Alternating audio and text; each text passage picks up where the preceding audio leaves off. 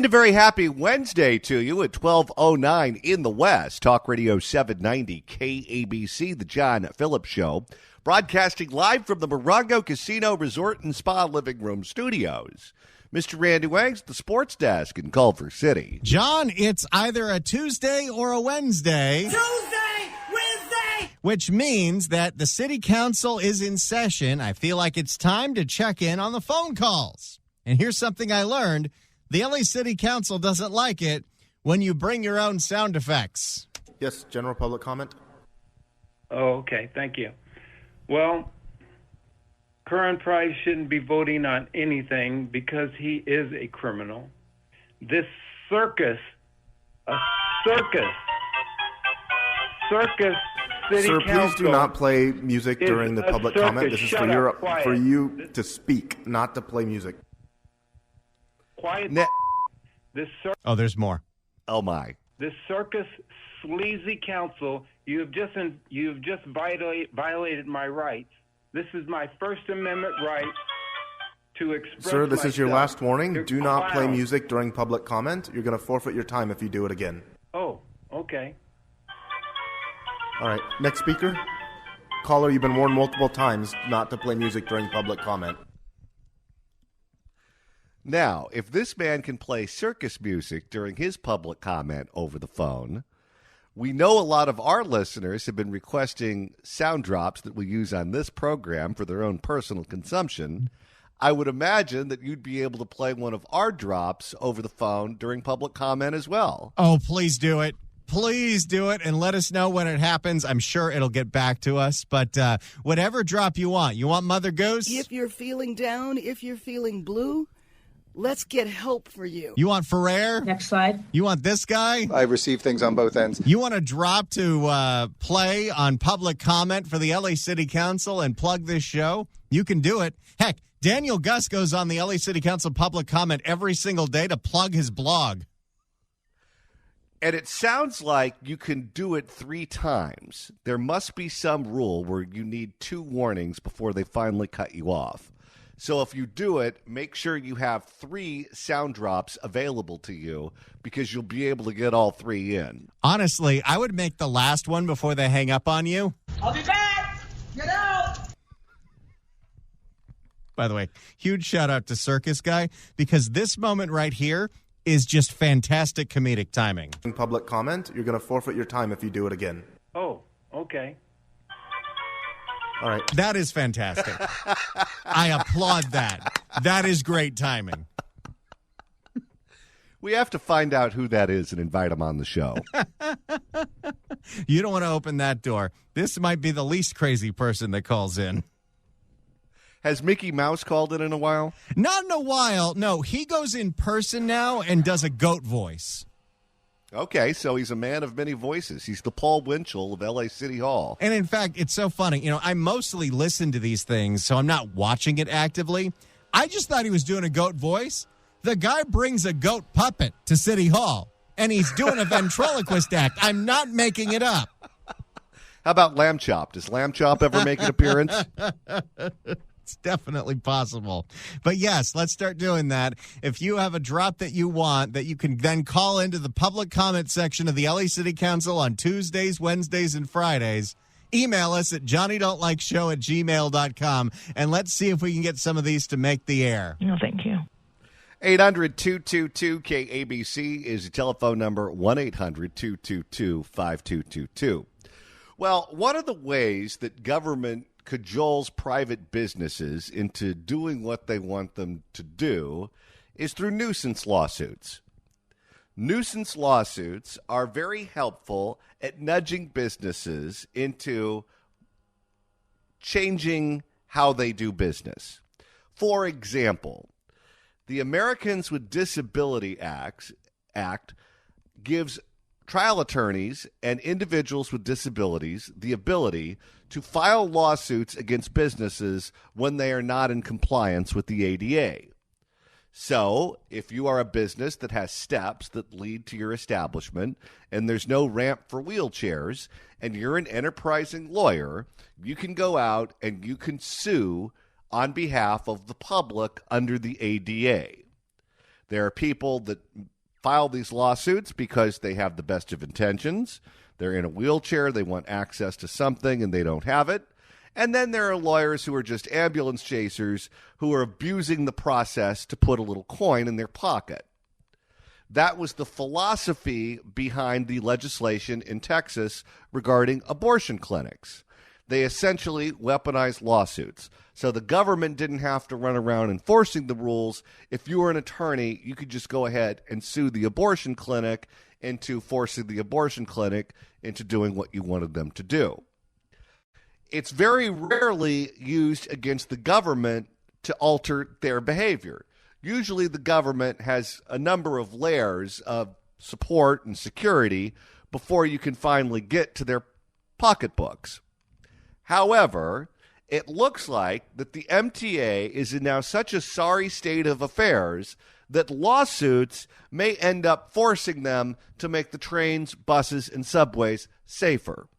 And Randy, one of those lawsuits has now been filed. That's right. Earlier this year, we told you about the woman who was riding the Blue Line in Long Beach that got randomly attacked, got beat up, got called racial slurs. They never, ever found the person. She is now lawyered up and is suing Metro Los Angeles for negligence. And I feel like we have enough plaintiffs. Johnny, we could get a class action lawsuit going. You may want to consider not using the Metro. Good for her. If the MTA is only interested in the appearance of safety and not actual safety, then go ahead and prove them wrong in a court of law. Maybe we can get some of the ambassadors to testify what their job is. Oh, can you imagine? Maybe we can depose the 15 members of the Metro board, including board chair Karen Bass, as to why they think ambassadors are the solution to this problem. Are ex-cons allowed to testify? I don't see any reason why not. Because isn't that the pool of people they hired the ambassadors from? Why, yes, it is. Could you imagine being the DA when one of these ambassadors is testifying in this case? Quite frankly. So, gee there, Karen, is the left side of your head naturally bald, or is that a style you're looking for? For more on this lawsuit, we go to ABC 7 Eyewitness News. A woman is suing LA Metro for negligence after she says she was attacked while riding a Metro train. The alleged attack happened months ago in Long Beach, and no one has been arrested. Wait a minute. Is that an improper use of alleged? We know the attack happened. If you find someone who you think did it, you can say they're the alleged assailant. But no one is disputing that the individual was attacked. That's right. The attack happened. In fact, it was on camera. We don't know who the attacker was because somehow they still haven't been able to find this person, even though there were many, many, many witnesses. Yeah, I think we're too liberal with the use of the word alleged. It's called cover your ass mode. They probably saw that Tucker video and started saying it every 5 seconds, even in a completely unrelated story. I'll do it too. Allegedly. Alleged attack happened months ago in Long Beach, and no one has been arrested. Eyewitness News reporter Tim Pulliam is live in downtown L.A., where he spoke with the victim and her attorney. Tim? David Ellen, the victim is suing the L.A. County Metro system for $2 million. That's not nearly enough. Oh, no. $2 million? For an attack on an MTA bus? No, she deserves more than that. She says, you get on that jury, you run the town with the punitive damages. Oh, this is the reason that I show up to jury duty, so I can be called for a case like this. She says Metro leaders are failing to keep passengers safe. It's just almost shameful that, it happened to me. And I just want to make sure that this doesn't happen to anybody else. Months after her attack on the Metro train in Long Beach, this woman is now suing the Los Angeles Metropolitan Transportation Authority for negligence. Back in May, the victim, who does not want... Wait, when was it? Cecily, can you help us? May! That's how long ago this was. We're in September. This was in May! And they still haven't arrested the person. No, because they don't care. Back in May, the victim, who does not want to be identified, says she was riding a train with a male friend when racial slurs were hurled at her by a man pictured here. followed by physical and racial assaults, allegedly by 2 women, one wearing this head wrap, the other in this yellow shirt. I tried to get out of her way, and she started punching me, and then I fell backward, and then she kept punching right here. She says witnesses... Absolute monsters. Complete monsters. These people belong in prison. She says witnesses intervene. Right now, Long Beach police have made no arrest and say there's no indication the woman's attack was a hate crime. I don't know. What about all the racial slurs that were hurled right before the attack? You know, it's really interesting what you have to do in this world to be described as racist. You arrest someone after they rob a Walgreens on tape, and that's racism. You hurl racial slurs at some rando on a train, and then you beat them up along with someone else, and, gee, we don't know the motivation for that one. Was a hate crime. How can it not be where they didn't target my friend who was there, who looks Caucasian, who was bigger than I was? He didn't get a scratch. The 53-year-old claims part of Metro's negligence is from the conductor's lack of intervention, alleging she pleaded for him to stop the train for 11 minutes while calling police. I think it's appalling. Stephen Haney is the victim's attorney. He says they are working to find the identity of the conductor to include him in the suit as well. Also, subpoena police records and evidence like security video. A probe to see what protocols were in place during the attack. You mean none? Well, they didn't stop the train because this is a daily occurrence. If you stop the train every time a crime occurred on the train would never move. Just last week, Air 7 outside Metro Southwest Museum Station, where a person was attacked and rushed to the hospital. The purpose of having public transportation is so people can safely use that public transportation, and the people at the county are dropping the ball. You know, I'm really glad that this attorney took up the lawsuit, but how many packs a day are we up to? Unfiltered ones, too. And by the way, if this woman wins the lawsuit, the first thing she shouldn't do is go to Disneyland. The first thing she should do is go see Cal Worthington and buy a car so she never has to get on that train again. Public transportation, and the people at the county are dropping the ball. The victim is now in therapy, and she says that she is not the same person after this incident. Now, LA Metro typically doesn't... That means mental anguish money. Oh, yeah. ...comment on pending litigation, but in a recent incident, it said that it is always trying to be safe and that being safe in Metro is its utmost priority. That's a lie.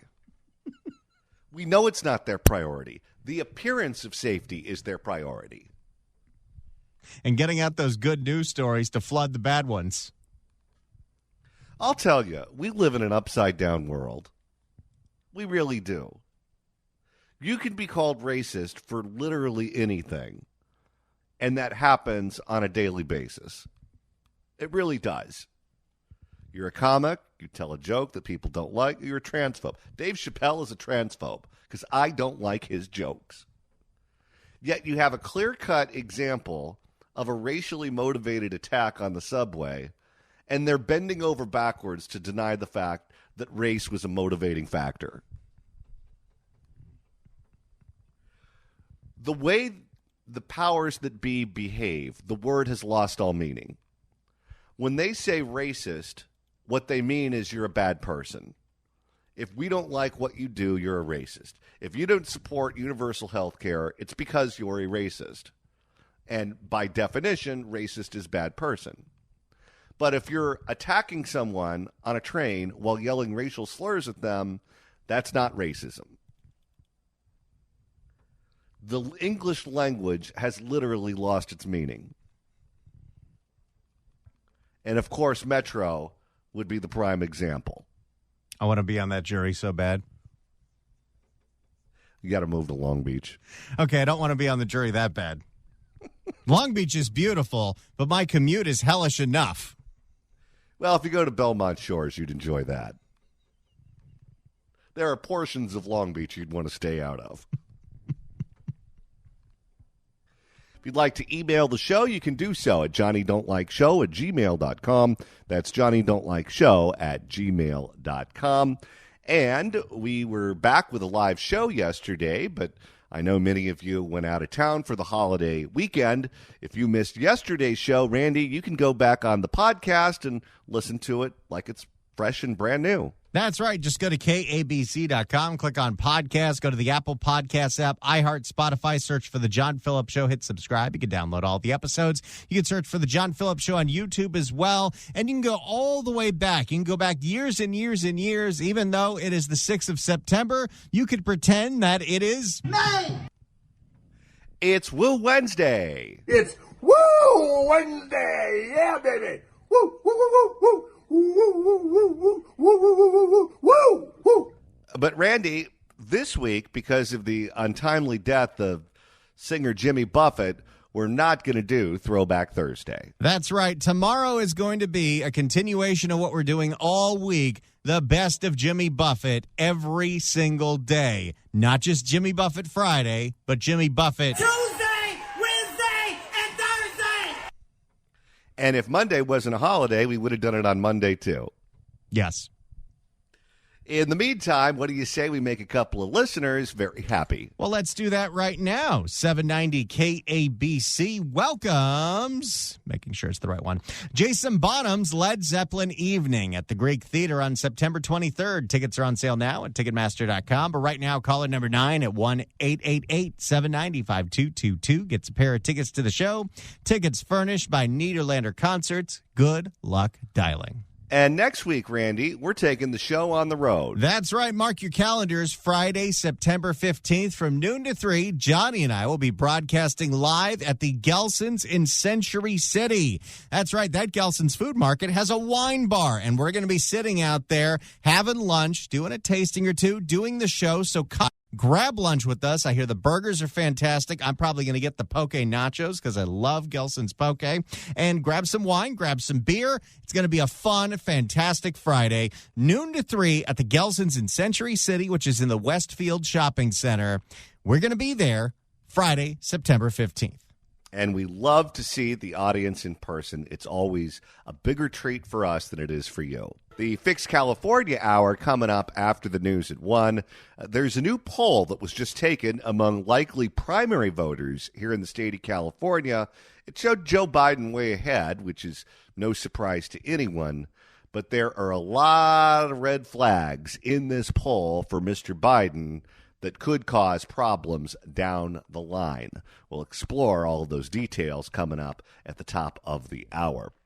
But first, remember a case in the Antelope Valley, Randy, where there was a grocery store that had a couple of people in there stealing, I believe it was a cake, and the store called the cops. The cops showed up. There was a scuffle, and then protesters were extremely mad at the store for calling 911 to report the robbery. That's right. And it wasn't just they were stealing a cake. They were assaulting the security guard. That's right. But the store was branded as being racist because they shouldn't have called the cops when they were being robbed because that escalated the situation. So now what governments are trying to do is they're trying to get you to stop calling 911 to report crimes. They want you to call other government agencies that they think would be better suited to deal with the issue because they would send someone who would not be carrying a badge and gun with them.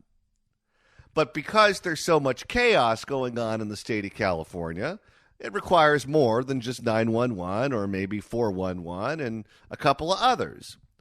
So in Northern California, they are buying time on radio and television for public service announcements to tell you which number to call when you see something chaotic happen in front of your face. Your tax dollars at work, $200,000 will be spent in the San Francisco radio and TV markets to let people know when they should call 911 and when they should call 311.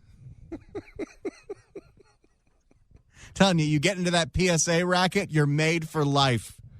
Can you imagine if it was the old days and they did an after-school special on this?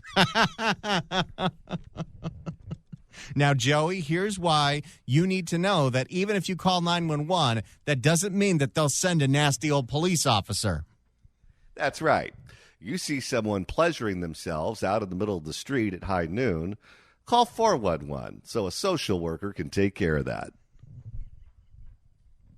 Hell, call movie phone.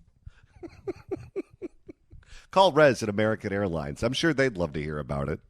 For more, here is KPIX in the Bay Area. Rolling out a public information program to help residents know when to call 911. So it's part of... In an emergency?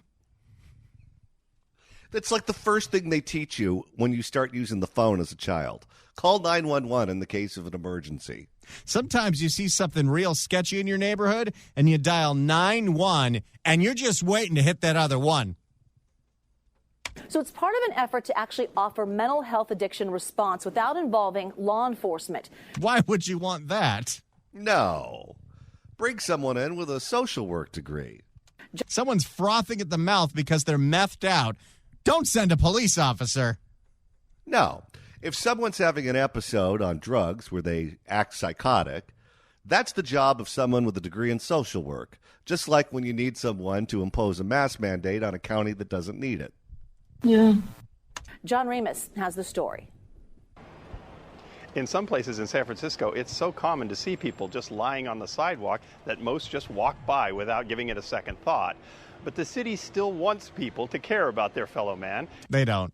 No, they don't. And they're offering an education campaign about when to call and who. Spend time in the Tenderloin and it's easy to become desensitized to seeing people passed out on the sidewalk. Most just mind their business and walk on.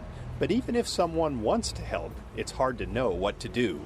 But if more of us are conscious about it and more of us feel like we're empowered and have some guidance on what we might do, then there might be more people responding to situations that could potentially be accidental overdose.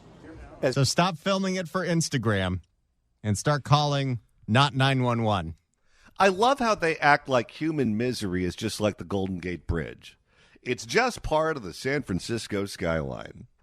As Director of Health Access, Michael Disapola's job at Glide is to try to keep people alive. Oh, sounds like another service provider that's making tons and tons and tons of money off of this human crisis. And I told you this long ago, back when I was in graduate school and I was teaching in adult ed at night for extra money. I taught high school equivalency, I taught anger management, and I taught all of these other court-ordered programs. And when they'd hand me the folder, I'd look at the name of the class on the folder. And whatever the name of the class was, the opposite was the reality. If I'm teaching the Achieve class, I know that this is what they need to do to stay out of prison. This program is called Glide. And you think to yourself, Glide, what's that? Well, it's a type of dental floss that can be used to get food out of your teeth. It's something that happens when you're smooth sailing ahead. You don't have any unnecessary stops. It's just a life full of green lights. What is Glide in reality? That's when you're sweeping up vomit from the street because someone is ODing on drugs. As Director of Health Access, Michael Disapola's job at Glide is to try to keep people alive. It's not an easy job considering the dangers of living on the street. But now the city is also looking for ways to get the public involved with keeping an eye out for medical emergencies. Mary Ellen Carroll runs the Department of Emergency Management. People want to do the right thing and they don't want to walk by people. They're just not always sure what is the right action to take. So beginning today, the city is rolling out its OK to Call campaign. Do you realize that if they're spending $200,000 on the actual ad buy, they went to some advertising firm and probably paid them 7 figures to come up with this nonsense? Oh, I'm telling you, there is a whole racket in the California PSA game because whether it's citywide or statewide, they spend so much money producing things that nobody listens to. If you can get into that, if you could start voicing those, you're rolling in the dough. We should start a second business, Randy. You and I should do this on the side, where we make PSAs for various levels of government in California. Now, here's the hard part, Johnny. Would you be able to sell it with zero sarcasm? Oh, I could do it with a straight face. Hi, kids. John Phillips here. It's time we had this very important talk. Here in the state of California, we have a lot of problems. And we have a lot of fun. Sometimes on this show, we tell jokes. But let me tell you, dying of cyanide poisoning is no joke. So beginning today, the city is rolling out its OK to Call campaign. Placards and videos will be posted online and around town explaining who to call with concerns. I think San Francisco's getting a TikTok account. I wonder if they could get more views than George Gascon. For public nuisance issues like sidewalks being blocked by tents or trash, the city recommends calling the universal reporting site at 311. And then when they don't answer, call the local news.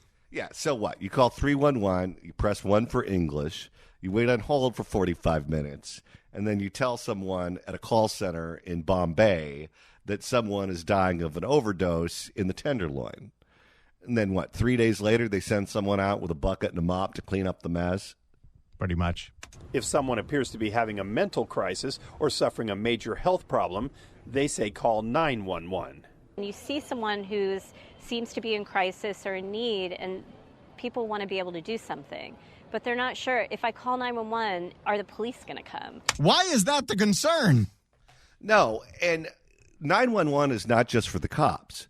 If there's a fire, you call 911. If someone's having a medical emergency, you call 911. If someone is overdosing on fentanyl, that is a medical emergency. They're doing this to keep the cops away because they don't want any negative interactions between the cops and the population. And to reduce that, they just want fewer calls to the cops. But if someone's having a health crisis and you call the social workers and the social workers show up, they're not qualified to render medical aid. What they're going to do is they're going to call 911. So what you do is you waste valuable time and probably will end up costing lives because of the delay between when it's reported and when the EMTs show up. The answer is probably not. Carol says 911 dispatch has been reconfigured and retrained to send the correct responders to the scene of a mental or health emergency. That's right. So they're going to send a mental health professional. And then when the mental health professional gets stabbed, they call the ambassador. And then when the ambassador gets stabbed, then they call the cops. It's quite a chain reaction. The OK to Call campaign even introduces the individuals on the crisis response team. They hope that will ease people's fears that calling to help the homeless will end up just sending them to jail. I think supporting people to understand the difference between that is helpful. Obviously, we don't want people calling the police just because someone is homeless on the sidewalk. No, you call the police because they're doing drugs, because they're robbing someone, because they're having a medical emergency. That's why you call 911. Not everyone agrees with that. Many feel the city's compassion for the homeless has gone too far. But no one wants to see people dying on the streets, and advocates say it will help if the public feels it is okay to call. John tells us the city has allotted $200,000 for the campaign. It will include ads on buses, business corridors, newspapers, and also social media. Wait, so they're buying everything except for radio and TV? That is a problem. Now I'm even more offended about this story. You want to reach an audience. You want to connect with people. You want people to pay attention to your stupid PSA. You call us. Nobody rides the bus anymore except for the homeless and the criminals. So they're buying ad space on the buses so that empty buses or buses filled with the people who are having the overdoses, they're the only ones that see it.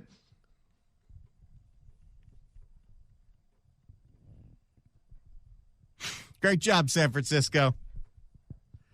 You really can't make this up. They don't even know who their audience is. Idiots. The anniversary of the 9/11 attacks on the United States is around the corner. It's something that happened back in 2001, which means for younger generations, many of them weren't alive when those attacks happened. For the rest of us, we, of course, remember exactly where we were when those towers were attacked, and the Pentagon and that field in Shanksville, Pennsylvania. it's important for our population to never forget what happened to us on those days, particularly for the young people. And Randy, there's an event that's going on in the San Fernando Valley at the Valley Inn restaurant that is looking to make sure that the younger generations know what happened on 9/11. That's right. It's a special event at the Valley Inn Restaurant and Bar in beautiful Sherman Oaks, one of the best restaurants in the Valley. It's going to be going on this Sunday from 1 to 5. It's a special event that aims to teach our children the value of giving back and to honor the brave first responders who selflessly serve our community. So you can check them out. The Tunnel to Tower Foundation is T2T.org, and they'll be doing this event at the Valley Inn in Sherman Oaks on Sunday from 1 to 5. If you go, my advice, shrimp cocktail, filet mignon, mashed potatoes and gravy, peas, and mini cocktails. That's my go-to order at the Valley Inn. Along with an Uber home. You know, that was the sportscasters hangout. Oh, yeah. I used to go there with the late, great Dan Avey, but that restaurant is right around the corner from where Chick Hearn used to live. And Chick and Marge used to have dinner there 2-3 times a week. And John Wooden, the legendary coach over at UCLA, he used to have dinner there 5 nights a week. It's a legendary restaurant in the Valley. Go check it out. It's for a good cause.